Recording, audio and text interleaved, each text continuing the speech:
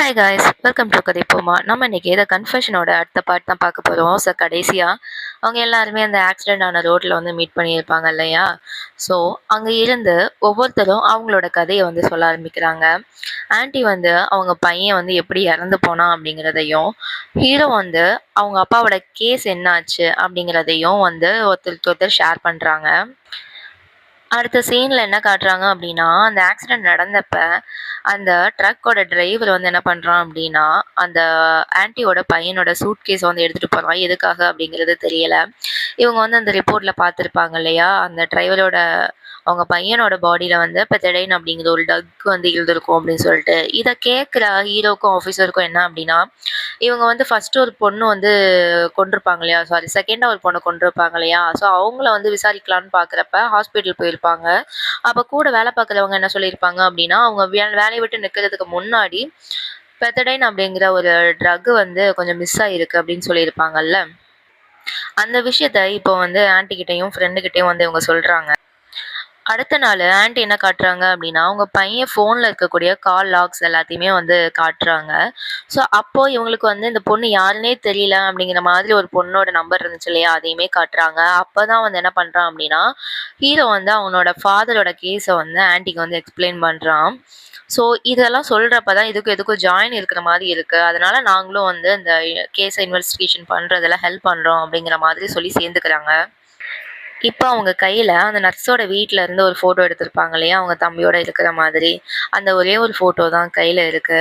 So அதனால ஆன்ட்டியும் ஃப்ரெண்டும் என்ன சொல்றாங்க அப்படின்னா, "நாங்க வந்து இந்த ஃபோட்டோ வந்து எங்க எடுத்திருக்காங்க? இத பத்தின ஏதாவது க்ளூ கிடைக்குதான்னு பார்க்குறோம். நீங்க வந்து மத்த வேலைய பாருங்க." அப்படிங்கிற மாதிரி வந்து அவங்க அந்த ஒர்க்க வந்து எடுத்துக்கிறாங்க. இப்போ இந்த நியூஸ் வந்து சிஇஓக்கு வந்து தெரிஞ்சிருச்சு. என்ன அப்படின்னா, இந்த மாதிரி ஒரு ஜெர்னலிஸ்ட் வந்து ஆன்ட்டிய வந்து மீட் பண்றாங்க.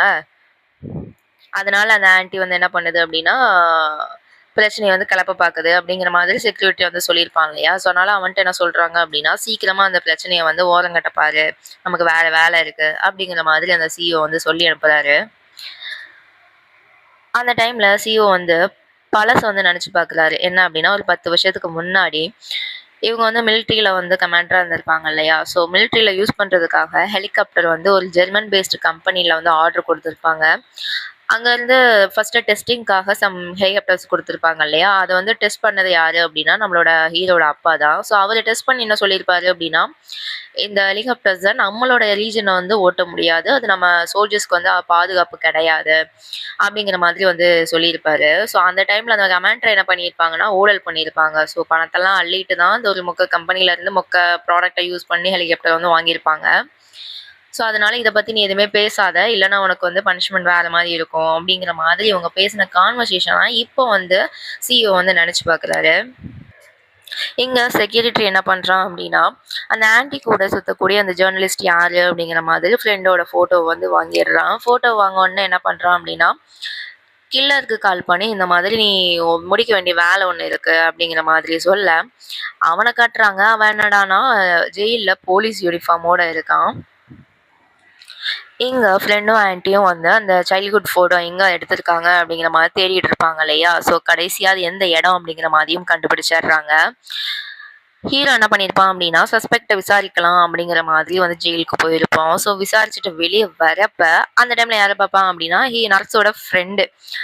இந்த பொண்ணுக்காக வாதாடுறீங்களா? நானும் இந்த பொண்ணும் சேர்ந்து தான் வளர்ந்தோம் அப்படின்னு சொல்லிட்டு ஃபர்ஸ்ட் ஒரு ஆள் வந்திருப்பான் இல்லையா? அவன் வந்து ஹீரோ வந்து மீட் பண்றான் ஜெயில்ல. ஸோ நர்ஸோட ஃப்ரெண்டு அப்படிங்கிறனால உங்களுக்கு வந்து நர்ஸோட பிரதர பத்தி தெரியுமா? அப்படிங்கிற மாதிரி வந்து ஹீரோ வந்து விசாரிச்சு பார்க்குறான். ஆனா வந்து ஃப்ரெண்ட் வந்து எனக்கு தெரியாது அப்படிங்கிற மாதிரி சொல்லிட்டு அங்கேருந்து கிளம்பிடுறாரு. இங்க போலீஸ் ஆஃபீஸரும் என்ன பண்ணியிருப்பாருன்னா, அடுத்த போலீஸ் இன்டர்வியூ வந்து அட்டெண்ட் பண்ணிட்டு வர வழியில என்ன பார்ப்பாரு அப்படின்னா, இந்த கடன் குடுக்குறவங்கலாம் என்ன பண்ணுவாங்க அப்படின்னா, அந்த ஃபர்ஸ்ட் ஒரு பொண்ண மர்டர் பண்ணியிருப்பாங்க இல்லையா? அவனோட பாய் ஃப்ரெண்ட் வந்து போட்டு அடிச்சுக்கிட்டு இருப்பாங்க. ஸோ இவர் தான் போய் ஹெல்ப் பண்ணி, "சரி உன் கேர்ள் ஃப்ரெண்ட் இறந்தப்ப நீ ஏதாவது ஸ்ட்ரேஞ்சா நோட் பண்ணியா?" அப்படிங்கிற மாதிரி வந்து அத பத்தி விசாரிக்கிறாரு. ஸோ அப்பதான் அவன் ஒரு விஷயம் சொல்றான். என்ன அப்படின்னா, என்னோட கேர்ள் ஃப்ரெண்ட் வந்து 10 வருஷத்துக்கு முன்னாடியே கொரியாவ விட்டு போயிட்டா. அதுக்கப்புறமா ஒரு 7 வருஷம் கழிச்சு தான் வந்தா. வந்து இங்க வந்து ஒரு பார வந்து நடத்திக்கிட்டு இருந்தா. அப்பதான் அவளுக்கும் எனக்கும் வந்து பழக்கமாயிருச்சு. ஒரு 3 வருஷம் பார் நடத்துனா. ஆனா பார் வந்து அந்த அளவுக்கு போல. அதனால நெறைய கடனும் ஃபோனும் வந்துருச்சு. ஸோ அந்த டைம் தான் என்ன ஆச்சு அப்படின்னா, டிவில ஏதோ ஒரு நியூஸ் வந்து பார்த்துட்டு இருந்தா. அவ வந்து இறந்து போறதுக்கு ஒரு 15 நாளுக்கு முன்னாடி. ஸோ பார்த்துட்டு இருந்தவன் என்ன சொன்னான் அப்படின்னா, "சீக்கிரமாவே எனக்கு பணம் வரப்போகுது" அப்படிங்கிற மாரி சொன்னான். அது எனக்கு கொஞ்சம் வியர்டா இருந்துச்சு அப்படிங்கிற மாதிரி வந்து அவன் வந்து சொல்றான். ஸோ இந்த விஷயத்தையும் கேட்டுட்டு ஆஃபீஸர் அங்கேருந்து கிளம்பிருவாரு. இங்க அந்த சிஇஓட செக்ரட்டரி இருக்கான் இல்லையா? அவன் என்ன பண்ணுவான் அப்படின்னா, ஹீரோட அப்பாவ பார்த்து, "இந்த மாதிரி உன் பையன் அந்த பழைய கேஸ வந்து தோண்டி எடுத்துக்கிட்டு இருக்கான். அவன வந்து நிறுத்த சொல்லு. இல்லன்னா உன்னோட பையனோட உயிருக்கும் ஆபத்து தான்." அப்படிங்கிற மாதிரி மிரட்டுவான். அதுக்கு அவங்க அப்பா என்ன சொல்லுவாரு அப்படின்னா, "நான் தான் யார்கிட்ட எதையுமே பத்தி பேசலல்ல. அதுவரைக்கும் யாருக்கும் எதுவும் ஆகாது. என் பையன் மேல நீங்க கை வைக்கிறதா இருந்தா மறந்துறாதீங்க. அந்த ரிப்போர்ட் இன்னும் என்கிட்ட தான் இருக்கு. யாருமே அதுலருந்து தப்பிக்க முடியாது." அப்படிங்கிற மாதிரி அவங்க அப்பா திருப்பி பேசி அனுப்பிச்சு விட்டுறாரு. இங்க நைட் எல்லாருமே வந்து மீட் பண்றாங்க. ஸோ அப்ப அவங்களுக்கு கிடைச்ச நியூஸ வந்து என்ன பண்றாங்கன்னா, எக்ஸ்சேஞ்ச் பண்றாங்க. அன்னைக்கு நைட்டு அந்த நர்ஸோட ஃப்ரெண்ட் இருக்காங்க இல்லையா? போலீஸ் ஆஃபீஸரா இருந்திருப்பான்ல. அவன் என்ன பண்றான் அப்படின்னா, ஹீரோட ஆஃபீஸ்க்கு வந்து யாருமே இல்லாத டைம்ல வந்து எல்லாத்தையுமே நோண்டி வைக்கிறான். பார்த்துட்டு அங்கேருந்து கிளம்பவும் செய்றான். என்ன பண்ணி வச்சிருப்பான் அப்படின்னா, ஒரு கத்திய வந்து வார்னிங் சைனா வந்து அங்க விட்டுட்டு போயிருப்பான். ஸோ இத வந்து ஹீரோவும் பார்த்து அடுத்த நாளே என்ன பண்ணுவான் அப்படின்னா, ஆஃபீஸோட லாக் எல்லாத்தையுமே வந்து மாத்திருவான். ஸோ இத பார்த்து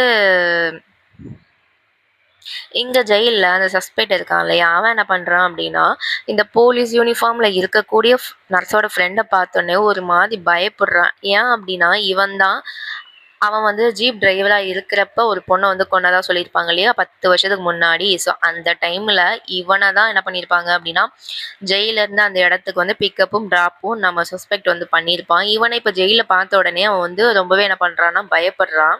இத பார்க்குற அந்த மர்டரும் என்ன பண்றான் அப்படின்னா, வந்து மிரட்டுறான். இந்த மாதிரி எதையுமே ஆர்டி வந்து சொல்லக்கூடாது. சொன்னா நீ வந்து தொலைஞ்ச அப்படிங்கிற மாதிரி. இப்ப எங்க ஆஃபீஸரும், ஹீரோவும் என்ன பண்ணியிருப்பாங்க அப்படின்னா, அந்த ஆர்ஃபனேஜுக்கு போயிட்டு, ஸோ அந்த கில்லர பத்தி ஏதாவது கிடைக்குமா அப்படிங்கிற மாதிரி போய் தேடி பார்க்குறாங்க. பட் அந்த ஆர்ஃபனேஜ் நடத்துறவங்களுக்கு வந்து எதுவுமே ஞாபகம் கிடையாது. ஸோ அந்த டைம்ல தான் அங்க ப்ரொஃபைல்லாம் பார்க்குறப்ப, நம்ம ஹீரோட ஃப்ரெண்ட் ஒரு போலீஸ் ஆஃபீஸர் இருக்கான் இல்லையா? அவனோட ப்ரொஃபைல் வந்து அங்க மாட்டுது. ஸோ இந்த பையன பத்தி உங்களுக்கு ஏதாவது தெரியுமா? ஏதாவது அடையாளம் தெரியுமா? அப்படிங்கிற மாதிரி கேட்கிறப்ப அவர் என்ன சொல்லுவாங்க அப்படின்னா, இந்த பையனுக்கு வந்து ஒரு தீக்காயம் பட்டிருந்துச்சு. ஸோ கழுத்துல இருந்து அந்த காது வரைக்குமே வந்து அவனுக்கு ஒரு தீக்காயம் இருக்கும். ஆனா வந்து அவன் வந்து சின்ன வயசுலயே வந்து தொலைஞ்சு போயிட்டான். நாங்களும் தேடி பார்த்தோம் ஆனா கிடைக்கல அப்படிங்கிற மாரி சொல்லுவாங்க. அதே நேரத்துல இங்க சஸ்பெக்ட் என்ன பண்ணுவான் அப்படின்னா, நம்ம கில்லர பார்த்துட்டோம் அப்படிங்கிறத ஹீரோட்ட சொல்லிரலாம் அப்படிங்கிற மாதிரி ஜெயில்ல இருந்து கால் பண்ணுவான். பட் ஹீரோ என்ன பண்ணியிருப்பான் அப்படின்னா, ஆர்ஃபனேஜ்க்கு வந்தனால ஃபோன கார்லயே விட்டுட்டு வந்துருவான். ஸோ அவன் அங்கருந்து கால் பண்ண இந்த விஷயம் யாருக்கு தெரிஞ்சிரும் அப்படின்னா, அந்த கில்லருக்கு வந்து தெரிஞ்சிரும். அதாவது நர்ஸோட பிரதருக்கு வந்து தெரிஞ்சிரும். அவனும் வந்து இவன போட்டு அடிக்க, அந்த டைம்ல தான் இவங்களுக்கு என்ன கிளிக் ஆகும் அப்படின்னா, அப்ப நம்ம ஜெயில்ல பார்த்த அந்த நர்ஸோட ஃப்ரெண்டு கிடையாது. அவன் தான் நர்ஸோட பிரதரு. அந்த காணாம போனான்ல ஒரு பையன், அந்த பையனோட ஐடென்டிட்டில இவன் வாழ்ந்துகிட்டு இருக்கான் அப்படிங்கிற மாதிரி தெரிய வருது. இது தெரிஞ்ச உடனே என்ன பண்றாங்க அப்படின்னா, இப்ப ஜெயில்ல இருக்கக்கூடிய சஸ்பெக்ட் உயிருக்கு ஆபத்து இல்லையா? அவன காப்பாத்தணும் அப்படிங்கிற மாதிரி என்ன பண்றாங்க, அங்கருந்து கிளம்புறாங்க.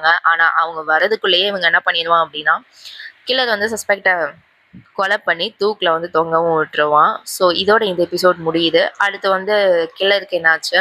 கில்லர் இவங்க பிடிச்சாங்களா இல்லையா? அப்படிங்கிற மாரி விஷயங்கள்லாம் அடுத்த வர எபிசோட்ல பார்க்கலாம். அதுவரைக்கும் have a nice day guys.